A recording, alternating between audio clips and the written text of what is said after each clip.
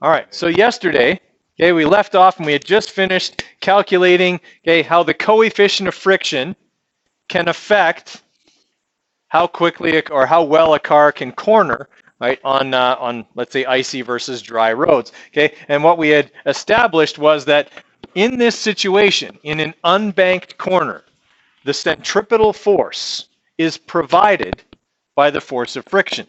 Okay, because centripetal force, like we said before, is not a separate force. Okay, it's like net force. The net force is not a separate force. It's the force provided by the sum of other forces. Okay, in this case, friction is the only force that keeps the car from skidding out of the corner. So it is providing the net centripetal force. Right, and so what we did is that we then said that mv squared over r equaled mu times the normal force, which, because it's not a banked curve, okay, was equal to the force of gravity. And we said mv squared over r equaled mu times mg because normal force and gravity were equal. And then we manipulated that for v.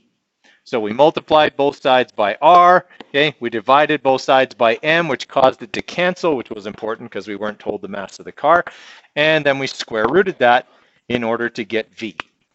Right? What we found was that even though there was 1/9 as much friction in the icy corner, it only took our velocity down by 1/3. Right? And that's because of that exponential relationship. All right, so when we did this, I think we found that the speed on the dry corner was 21 meters per second, okay? And then the speed on the icy corner, okay, was 7 meters per second, right? So we found that, yes, it certainly does make a difference, okay, in the icy conditions. Everybody all right with that? Is that ringing the bell from yesterday? Okay, so that's the most common type of corner is, of course, an unbanked curve because only in essentially interchanges and things like that would we actually take the time to bank corners. Right, so the next kind of corner we're going to look at are banked curves. So this is just the math of what we just did. Okay, now we need to look at banked curves. All right, so NASCAR uses banked curves. You couldn't use an unbanked curve in racing like that because people would slide out all the time, or they'd have to slow down so much it wouldn't be fun to watch. It's way more fun to watch them take these really steep corners at a high rate of speed. All right. So what we're looking at here is, why does a banked curve allow me to take a curve faster?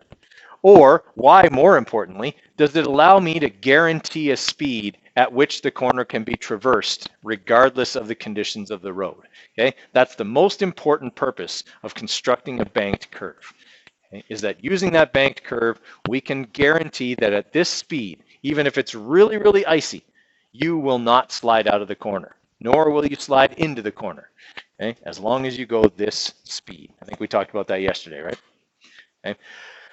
Now, this is also how planes turn, right? A plane can make small adjustments of its direction using the tail rudder. Okay, so on the back, on the part of the plane that sticks up the back, there's a rudder there, okay, just like on a ship. It can make small course changes using that, but if it's descending or it's trying to make a big turn, okay, if you've ever ridden on a plane, the plane goes like this, right? It banks and into the curve. What it's doing is it's using the same idea, except it's not a physical curve. It's using the lift forces of the wing to help push the plane in another direction. Right? So in a normal situation where the plane is flying level, okay, each wing provides half the lift that keeps the plane aloft. Right? When the plane banks, now that lift provided by the wings is directed this way instead of straight up and down. And so what that causes is for it to have a component that is this way, that turns the plane, and a component that is vertical. Right? So what does a plane do when it's banking? It turns, but it also does what? It descends. Okay? Because now its wings aren't pushing straight up, they're pushing at an angle, which means they're not providing the same lift they do when the plane flies straight and level, so the plane actually descends. This is why when you're coming into an airport, the plane will often do these kind of seesaw turns. Okay? It's doing those turns in order to lose altitude. Okay, because they can't usually, start a glide path that goes perfectly straight down into the airport, okay, from hundreds of miles out. And it just doesn't work that way. And there's other planes in the air. They get their runway changed halfway through. Okay, so they've got to do this kind of descending pattern that gets them closer to the ground in time for them to make their landing. All right. So banked curves work for airplanes. They also work for vehicles. All right. Everybody okay with that? Okay, so in a banked curve, essentially what we have is an inclined plane. Right, so the plane, the road is elevated on one side, and then we have the same forces that we have on any other inclined plane. We have gravity acting down, and we have normal force acting out. Okay, and that's essentially what we're trying to use here. The difference with an inclined plane versus a banked curve is I have the additional force of the car going around the corner. Okay, the car's not just sitting there, the car's moving, and it has inertia that is pushing it into the curve. So the curve has to push back harder than it would if the car was stationary. Right? So what ends up happening is instead of having the triangle we had before where gravity was the hypotenuse, normal force was the adjacent side, okay, and F parallel was over here, okay, the triangle switches a little bit. Right? Normal force becomes the hypotenuse because of our inertia. It's a bigger force than gravity. Okay, and then we have a force that's here. It has a horizontal component and it has a vertical component. Right, so the vertical component just is essentially offsetting gravity, keeping it from falling through. This is the side that we're most concerned with. Where does it point? Okay, if I'm looking at this from the top, okay, I don't see that normal force because it's coming straight out at me, but what I do see is that component. And regardless of where I am on the corner, that component is pointing towards the center, acting as the centripetal force. Okay, so a banked corner uses the normal force, or at least the horizontal component of it, to give you an additional force back towards the middle. Okay, now under normal conditions, a banked curve also has friction. Okay, and we rely mostly on that under most conditions. Okay, but under conditions where it's very icy, okay, we can't rely on friction. We want to be able to traverse that corner at a safe speed. Okay, the angle of bank and the radius of the corner will determine how fast you can take that corner. Okay, even if it was perfectly frictionless. So this is a calculation that people that design highway interchanges would use. Not so much the ones that designed Calgary because they use stoplights at the top of most of them instead of what they're supposed to do. Okay? Although the newer ones are better, except for that one at 162nd. That's the dumbest interchange ever. They took out one set of lights and replaced it with 4 sets of lights.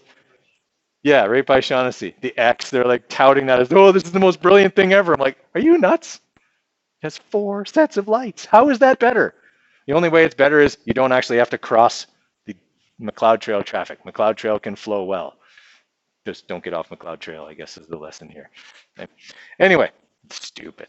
It's just stupid. Anyway, so we got bank curves, okay, and bank curves allow us to use the normal force, which comes from gravity as well as our inertia pushing on the road to push us back towards the middle. So there's a point where if there's friction on that, okay, if I go a little bit faster, I can even increase that normal force a little bit more, okay, because the faster I go, the more I'm going to push on the road.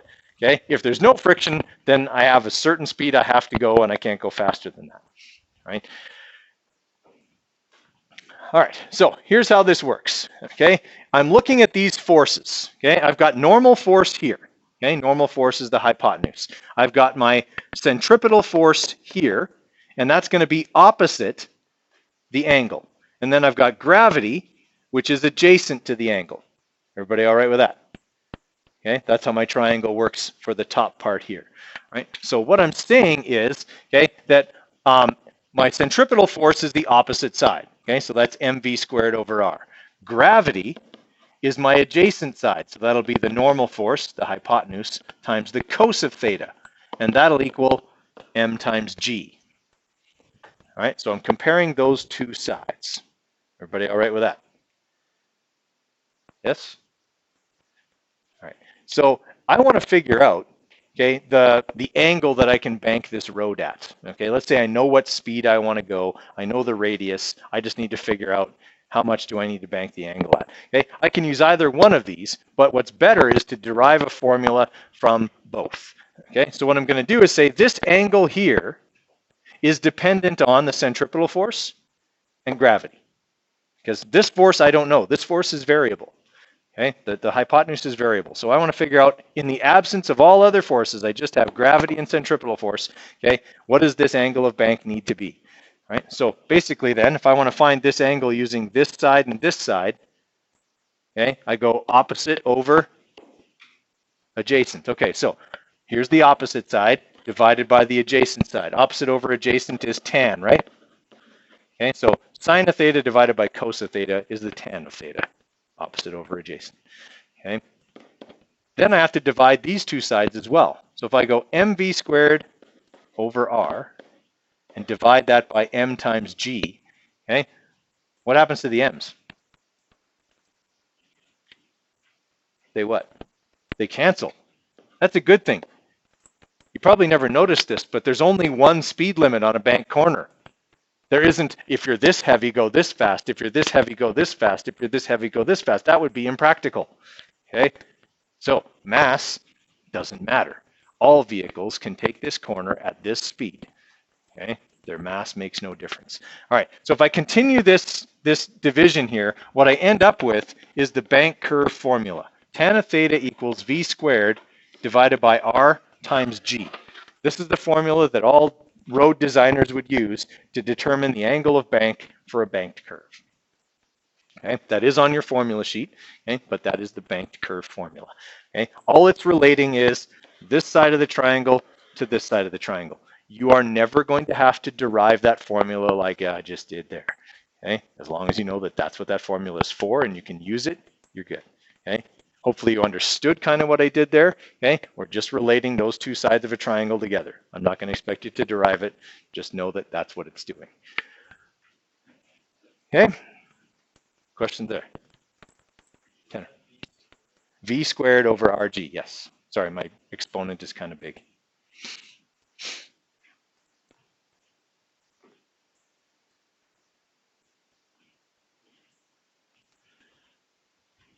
All right, so that's what we just did there. We divided the opposite side by the adjacent side. So we got tan of theta equals v squared over r times g. Okay, so that's our bank curve formula there.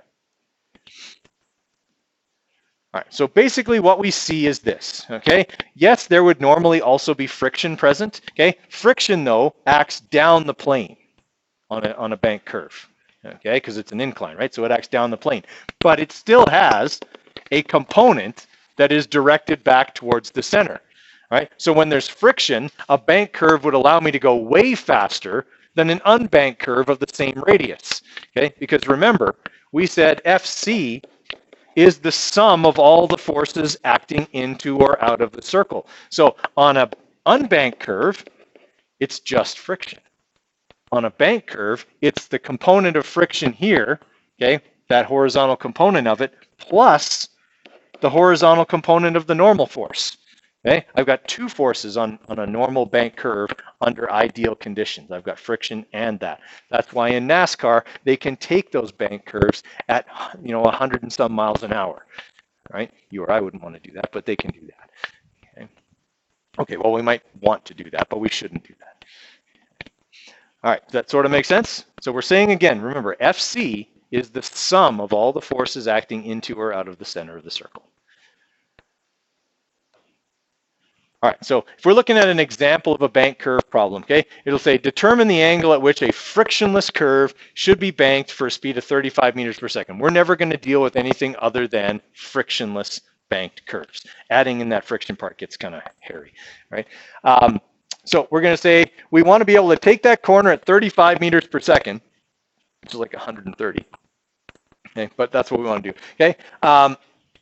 And the radius of the corner is 550 meters, right? So I'm going to look again at my bank curve formula. Tan of theta equals v squared over r times g. I know v is 35. I know r is 550. I know g is 9.81. So all I have to do is solve for theta, right? So that just means I'm going to take the tan over, so tan to the minus 1, okay, of 35 squared over r times g, okay? And I get that that's got to be banked at 13 degrees. Okay? Now 13 degrees is, like, that doesn't sound like much, but it's actually fairly significant, okay? It's about 16% of the way to vertical. All right, so it's significant. You would, like, if you were standing on that corner, it would be noticeably uphill. All right, if you were, stopped your car on that corner and you had a full cup of coffee, it would leak. Okay, you would be that banked. All right, you don't notice it if you're driving around the corner, your coffee doesn't spill. But if you stop, it will. Why? Inertia, exactly. As I go around that corner, the fluid is pushed against the bottom of the cup and it stays there, okay? It doesn't spill out, all right? On an unbanked corner, does that work? It doesn't. On an unbanked corner, if I have a cup with no lid on it, which would be crazy, I don't know why anyone would drive in a car with a cup with no lid on it, but if I go around that corner, it's just gonna fly out. Its inertia wants to go out of the car, okay? Nothing to keep it in there, right? But on that banked corner, okay, it would work. All right, so we're going to have a look at a few examples here. We'll work through them together, and then I'll have you guys practice a couple things, and then we'll probably move on here. Okay. All right, so this is a bit of review from yesterday with the whole period and frequency thing. Okay, so an older style hard drive, okay, like a spinning hard drive, not a solid state one, okay, has these thin disks, okay, that spin around really fast. Okay, we know that the platter makes one complete revolution in 0.00833 seconds. All right, is that period or frequency? That's period. It's the time for one revolution. So they want us to calculate its frequency in Hertz and RPMs. All right, so I know that the period is 0.00833 seconds. And I know that frequency is 1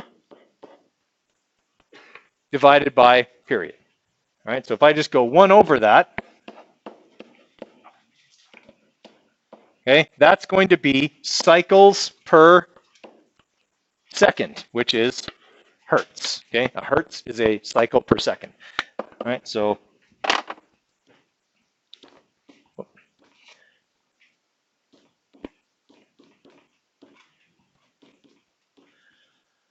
okay, so it moves at 120 Hertz. Okay, that's how many times it goes, or how many cycles per second.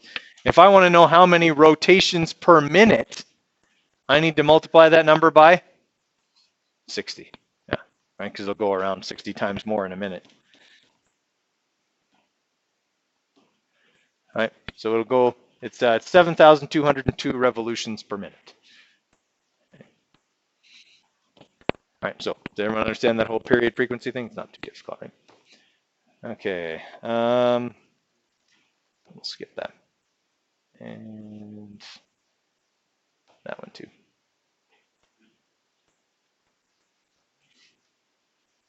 All right, I want you guys to try question number 2 here. Okay, don't worry about question number 1, but I want you guys to try question number 2. Give you a few minutes on that one. Okay, so question number 2 basically deals with this formula here. V equals 2 pi r over t. Okay, it's talking about a pulsar, which is a collapsed star that essentially flashes like a strobe. Okay, now this one here, okay, now remember, this is a collapsed star, so it's taken something that was bigger than our sun and compressed it down so that it is as big across, okay, or it's not even as big across as Calgary would be. Okay, so it's this collapsed star. It's got all the mass of a star, but it's now compressed into a sphere that has a radius, or a diameter, sorry, that's smaller than the city of Calgary. Okay, and it spins incredibly fast, right? It spins faster than a kitchen blender, 716 times per second it spins around. Okay, so they're a weird thing in space. There's some weird stuff in space. This is one of the weird things. Okay, so what I know here is frequency. So I don't want to use this form of the equation. I want to use that form because I have frequency. Okay, and we're trying to figure out what its speed at the equator is. So I don't even have to manipulate. I just need to plug in my numbers. So I'm going to have 2 times pi times 16,100, okay, times 720. Okay, and when we do that, we find that it's moving at 7.24 times 10 to the 7 meters per second. Right? That is incredibly fast. The speed of light, by comparison, is 3.0 times 10 to the 8 meters per second. Okay, so that's like relativistically fast. Okay. All right, questions on how number 2 work? Okay. We'll skip that one. We're done like that.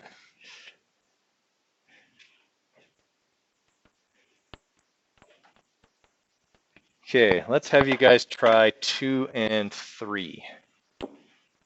So these ones involve using centripetal acceleration, right? So that's that AC equals V squared over R, but it will also involve, for at least some of them, 2 pi R over T, okay, and T equals 1 over F, okay? All of those formulas may come into play on these questions here. All right, let's have a look at number 2 here. So if you spin a top on the floor, okay, and it just kind of spins around, okay, we know the centripetal acceleration is 125 meters per second squared at the edge, okay, which is why it would be hard to hold on. Okay, it's also why typically now merry-go-rounds don't look like they did when I was a kid. Okay, you ever notice now merry-go-rounds have like a net around them so people can't fall out? Okay, that's because of my generation. All right, we would spin those things around really, really, really, really fast, and then people would fly off and get hurt. I'm actually going to show you some videos on that later. People who put motorcycle tires against the side and make them go really fast. Oh, there's all kinds of epically dumb people out there. All right, so what we have here, guys, is that, yes, we have this massive centripetal acceleration, but it's a very small distance. Okay, the radius is 3 centimeters from the axis of rotation, which is 0.03 meters. That's the trick to this question, is converting that to meters. Okay, what's the speed at the edge of the top? So all I'm doing is taking this formula here and manipulating for V. All right, so V will be AC times R square rooted. All right, so all we have to do is go the square root of 125 times 0.03, okay, and we'll have our 1.94 meters per second. All right, it's not moving all that fast, but it's a small radius, so there's a big acceleration. How many people have done question 3? All right, let's have a look at that one too then. All right, so for question number 3, okay, we have this helicopter blade, and it has a diameter of 14 meters. Okay, so we know the diameter is 14 meters. What's the radius? 7. That's the trick to this question. Okay, and a centripetal acceleration of 2,527 meters per second squared. Okay, what's the period of the helicopter blade? All right, so I'm using this formula here. Okay, that doesn't give me period, but I can get period once I have V. Or I could just substitute right in, because I know that V equals 2 pi R over T. I can substitute this formula in for V. Now, it's a little tricky to do that because V is squared. Well, it just means I square everything in here, okay? So it would be 4 pi squared R squared over T squared. I can just plug that into this formula and it looks like this. A equals 4 pi squared R squared over T times R, and then this R and that squared cancel. And I can do that. It's up to you. You can do it in 2 steps or you can substitute. There will come a point in the unit where there will be some problems where we have to substitute, so it's important to kind of know how. Right? All I do is take the formula and plug it right in. Okay? But I'll do it in 2 steps here just so it's a little clearer. Okay, so A equals V squared over R. I'm going to solve for V. So V will be, again, the square root of AC times R. Okay, and that's going to be 2,527 times 7.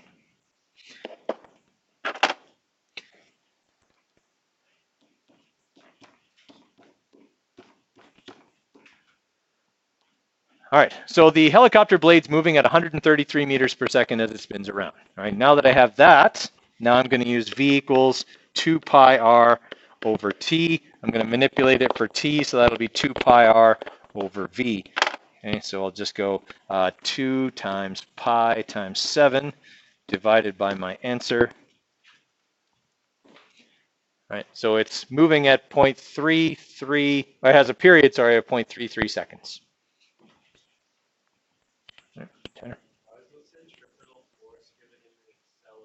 It is not given, it's not force, it's centripetal acceleration.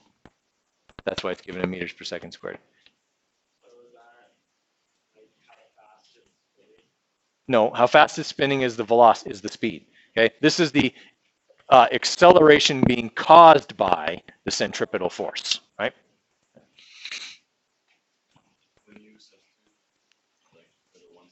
Yep. Oh, because I forgot to make it squared. It should be.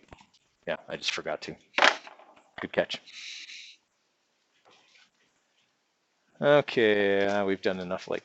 Okay, now this is our first centripetal force question. So, okay, we'll walk through this one together and then I'll have you try a couple of centripetal force questions. So we're looking for the centripetal force exerted by the rim of the dragster's wheel on the tire, all right? And this is something that, you know, if you've ever watched a drag race, like these guys they spin these big racing slicks, all right? So they're big giant tires and they're only held onto the wheel by an adhesive and the pressure of the air inside pushing the tire against the rim, okay? It's those two things, the adhesive and the air pressure, that act as the centripetal force that keep the tire from just flying right off the wheel, right? Which is why your tire can fly right off your wheel if you drive it when it's flat.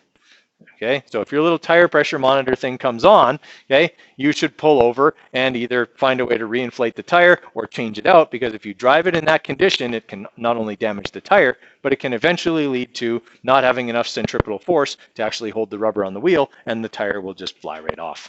Okay, usually in pieces, but it'll fly right off. Okay, so you need that air pressure in there to hold the tire on. Now, there are some tires that are what they call run flats. Okay, they actually have just the regular atmospheric pressure in them, but they're built differently. Okay, all right. So for these tires here, we're using the air pressure and the adhesive. We're trying to figure out what is that centripetal force. They tell us the radius is 0.480 meters. Okay, they tell us the mass of the tire is 45 kilograms, and it's moving at a speed of 30 meters per second. All right, so to calculate centripetal force, then I just go mv squared over r. So this is actually way easier than the friction question, the curve question we did yesterday. Okay, so we just have our 45 kilograms times 30 squared divided by 0.480. 45 times 30 squared divided by 0.480. Oh, that's not going to work. 45 times 30 squared. Ah!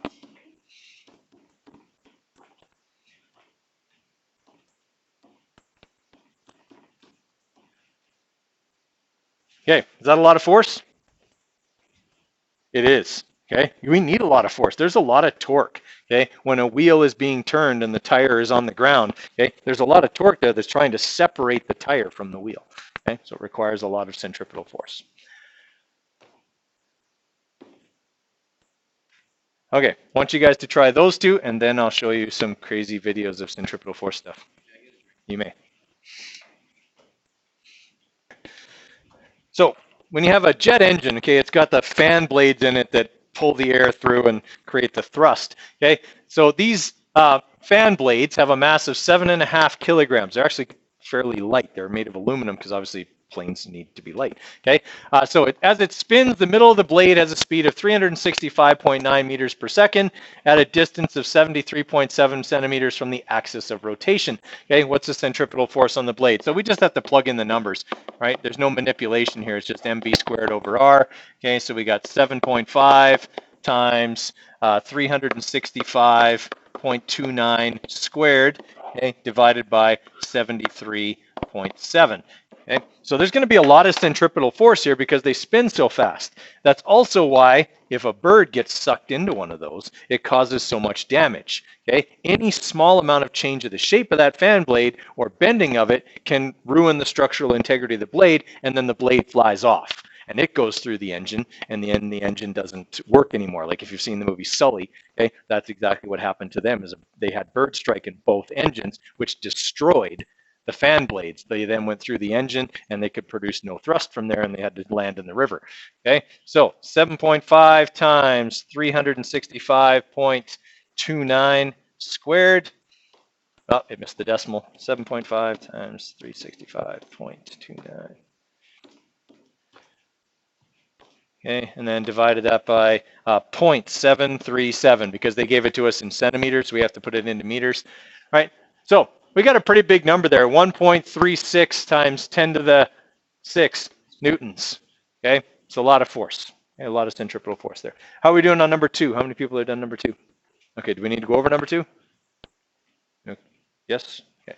All right, so we got the pebble stuck in the treads of the wheel. Okay, we know the radius of the wheel. We're looking for the speed. So this is the first one where we actually have to manipulate. Okay, we're looking for V. So we're going to bring R over to this side, divide both sides by M, and then square root. That'll give us V. Okay, so we'll have the square root of 0.23 meters times 0.66 newtons, okay, divided by the mass, which was 0.0021. Okay, and when we do that, we should get that the wheel is moving at 8.5 meters per second. Okay. Okay, so we got to remember that in an unbanked corner, the centripetal force is provided by the force of friction. Okay, there's no other forces that matter or that act towards the center of the circle, just friction. Okay, certainly gravity is there, normal force is there, but they don't act towards the center of the circle. Okay, all right, so then we set this up as mv squared over r equals mu times the normal force. But since this is an unbanked corner, okay, then, and because it doesn't say anything about any angles, normal force is equal to? Not zero. Force of gravity, right? We're on a level surface. Okay, so we can just substitute in m times g, right? And we are looking for the maximum speed, so we manipulate for v. So we multiply both sides by r, we cancel m, we square root, so v is going to be the square root of Muger.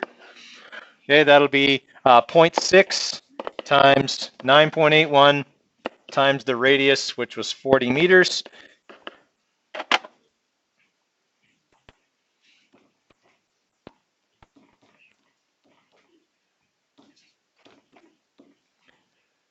All right, so it could move at 15 meters per second. We only have two significant figures there. So 15 meters per second would be the maximum speed for those conditions. Yep.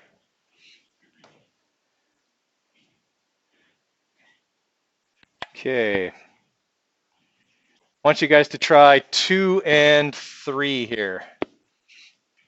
Okay, they're both unbanked curve questions, so they're still friction equals centripetal force, but they're asking you to calculate something other than speed, which we've done now 3 times. So, all right, let's have a look at number 2 here.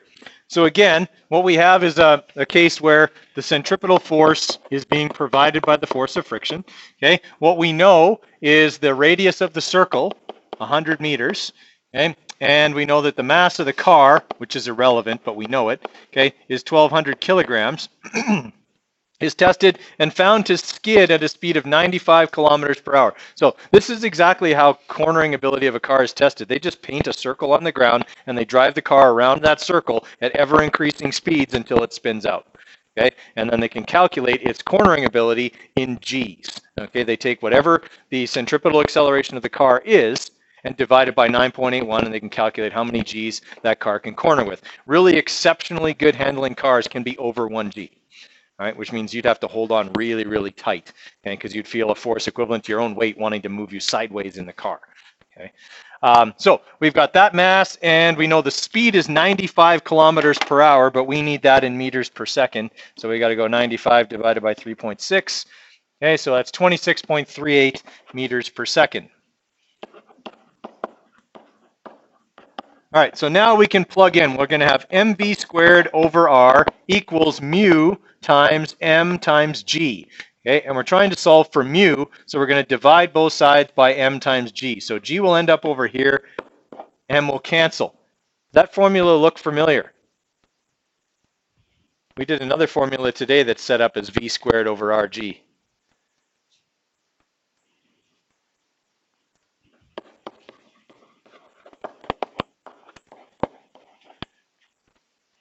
The Bank curve formula. Basically what it's telling you guys is no matter what is keeping you in the curve, it is dependent on the speed, the radius, and gravity. Okay, those are the things that are relatable to keeping you in a curve. All right, so I'm going to solve for mu here. I'm going to have my 26.38 squared divided by 9.81 times 100 meters. Okay, so I'm going to take my answer and I'm going to square it, okay, and then I'm going to divide it by 981. Okay, so the coefficient of friction on that particular skid pad is 0.710 as the coefficient of friction, no units on that. Okay, questions on number 2? How many people have done 3? Okay, I'll give you a couple more minutes on 3 then. So again, number 3 is still an unbanked curve where the centripetal force is being provided by the force of friction, but this time we're looking for the radius of the corner. So we still have mv squared over r equals mu times mg, but we're trying to solve for r. So I'm going to multiply both sides by r, and then I'm going to bring mu mg over. Okay, so I'm going to have mu and g on the bottom, and m will cancel. So I have v squared over mu g, okay, equals r. Okay, so I plug in my numbers, which they said are 3 meters per second and 0.9 and 9.81. Okay, so when we do that, we should get 1 meter, okay, as the radius of the corner. Okay, everybody all right with how that one works? All right, so I want you to try a couple of examples here just out of the digital workbook. So I'll pull that up here. That's the first one, but I just want you to do a little bit of practice on that here till the end of the period, just only about 10 minutes. So.